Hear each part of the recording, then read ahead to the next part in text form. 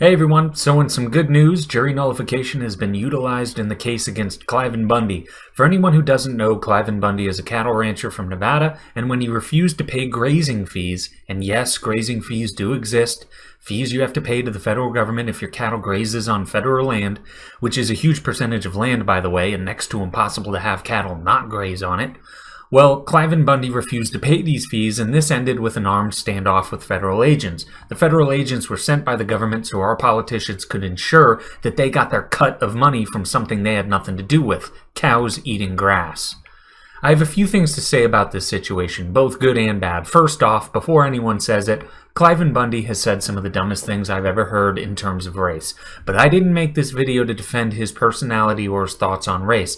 This is a video about the rights of individuals and the gross overreaching the federal government has displayed. Now that I've got that out of the way, on to some substance.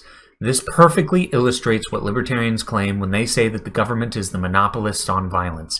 This exemplifies what libertarians mean when we say taxes, fees, fines, and all the rest of the forced payments we have to submit to are enforced by violence. If this didn't make some people ponder whether the government isn't in the violence game just for money, then I'm not sure what will. This was a man who owned some cattle, and when the cattle did what they do best, graze on some grass, government demanded payment by the barrel of a gun. Some people may say Bundy is crazy, and perhaps they're right, but I am not sure how you can top the insanity of demanding payment because some cows ate grass in the middle of nowhere. Besides that, this is a huge victory for jury nullification. I generally think of jury nullification as the fourth and final check and balance on government power. Growing up, we were all told about the judicial, executive, and legislative branches of government, always checking and balancing each other's power to make sure no one branch grows too large in size and influence.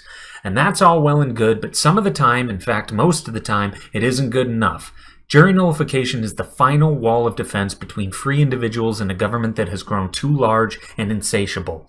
As a side note, I'd really like to start seeing jury nullification being used for a whole host of other crimes, especially drug crimes. The government wants ownership of how you spend your free time on your own property while not hurting anyone else. Jury nullification is a great way to tell the government to leave peaceful people the hell alone. Anyway, I digress. During this trial, the judge actually forbade Cliven's defense from asking about how well armed the Bureau of Land Management was.